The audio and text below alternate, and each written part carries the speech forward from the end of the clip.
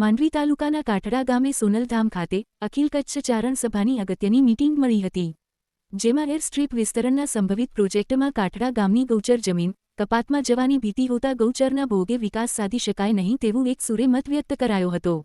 અખિલ કચ્છ ચારણ સભાના પ્રમુખ દેવરાજભાઈ ગઢવી, સમાજના પૂર્વ પ્રમુખ વિજયભાઈ ગઢવી, એડવોકેટ દેવરાજભાઈ ગઢવી, ચારણ સમાજના ઉપપ્રમુખ દેવરાજભાઈ ગઢવી, મહેન્દ્રભાઈ ગઢવી ભુજપુર, દેવાંગભાઈ ગઢવી નાના ભાડિયા, રાણસીભાઈ ગઢવી, કિશોરભાઈ ગઢવી લાયજા, અરવિંદભાઈ ગઢવી કરોળિયા, કાનજીભાઈ ગઢવી જરપરા, વાલજીભાઈ ટાપરિયા, નારણભાઈ ગઢવી જરપરા, મિત ગઢવી મોટા લાયજા, વિરમ ગઢવી નાના લાયજા, પુનસી ગઢવી, વાલજી ગઢવી કરોળિયા, દિનેશદાન ગઢવી જામથડા, અનિલદાન ગઢવી, ધનરાજભાઈ ગઢવી માંડવી, મેઘરાજભાઈ ગઢવી, તાલુકા પંચાયત સદસ્ય દેવાંગભાઈ સાખરા, વાછિયાભાઈ ગઢવી કોડાય, હરદાસ ગઢવી, હરી ગઢવી મોટા રતળિયા, પચાણભાઈ ગઢવી સિંગોડી વગેરે બહોળી સંખ્યામાં ઉપસ્થિત રહ્યા હતા। કાર્યક્રમનું સંચાલન દેવાંગભાઈ ગઢવી અને આભાર વિધિ ભારુભાઈ ગઢવીએ કરી હતી। કાઠડા ગામ છે એ કચ્છનો ચારણ સમાજનો બીજા ત્રીજા નંબરની વસ્તી ધરાવતું ગામ છે। મુખ્ય વસ્તી ચારણ સમાજની છે, ત્યારે લગભગ 2-3 વર્ષથી ગામ લોકો દ્વારા એક લડત ગૌચર બાબતે ચાલી રહી છે।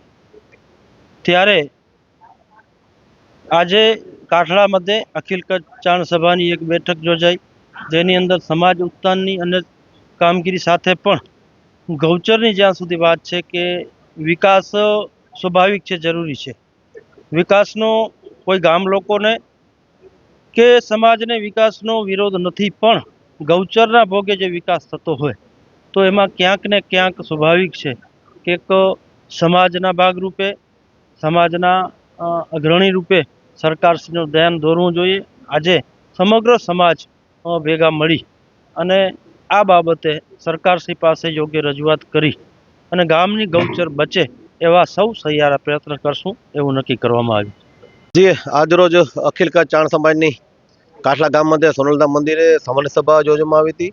મુખ્ય મુદ્દો એ હતો કે કાઠલા ગામની જે ગૌચર જમીન છે ફળદ્રુપ, એ ગૌચર જમીન બચાવવા માટે અખિલ કચ્છ ચારણ સમાજ પણ જોડાય છે સાથે, અને આવનારા સમયમાં અખિલ કચ્છ ચારણ સમાજના માધ્યમથી ગુજરાત સરકારને પણ જ્યાં લાગશે રજૂઆત કરવા માટે રજૂઆત કરવામાં આવશે, ભારત સરકારને પણ રજૂઆત કરવામાં આવશે।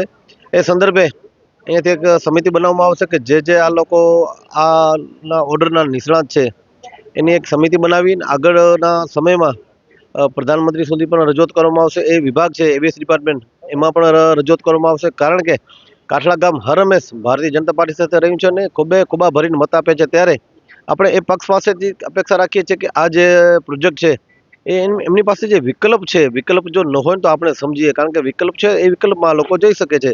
અને તમે પણ સમજી શકો છો કે પ્લેનમાં બેસવાવાળો માણસ કોઈ મજૂર માણસ નહીં હોય। પ્લેનમાં બેસવાવાળો માણસ જે હશે એ 5-10 લાખ 25 લાખની ગાડીમાં પણ 50 થી 100 કિલોમીટર દૂર જઈ શકશે। ત્યારે એક માલધારી સમાજ છે, જે માલધારી જે ગોવાળિયું છે, એ કોઈ પણ પોતાની ગાયોને અહીંયાથી 30-35 કિલોમીટર કે 14 કિલોમીટર દૂર લઈ નહીં જઈ શકે। એ અધિકારીઓ પણ સારી રીતે સમજે છે, કારણ કે આજે ફળદ્રુપ ગૌચર છે જમીન છે, અને ગામનું જે મુખ્ય ગામ દિશાહીન થઈ જાય છે, કારણ કે ગામની મેઇન રસ્તો છે એ જ બંધ કરી દેવામાં આવશે। અમે એમ કહીએ છીએ કે જે ચૂંટેલ પ્રતિનિધિઓ છે અહીંયાના, જે એમને પણ કહીએ છીએ કે વારંવાર રજૂઆત પણ કરેલ છે, અને આવનારા સમયમાં અખિલ કચ્છ ચારણ સમાજને સાથે રાખી અને રજૂઆત કરવામાં આવશે કે એમની પાસે જો વિકલ્પ છે એ વિકલ્પમાં આ લોકો ફેરવિચારણા કરે તો 100% અમારી જે ગૌચર જમીન છે, કાઠરાની છે, માંડવીની ગૌચર જમીન બચી જાય છે, અને એ લોકોનો જે પ્લાન છે એ પ્લાન પણ આ લોકો ત્યાં લઈ જઈ શકે છે।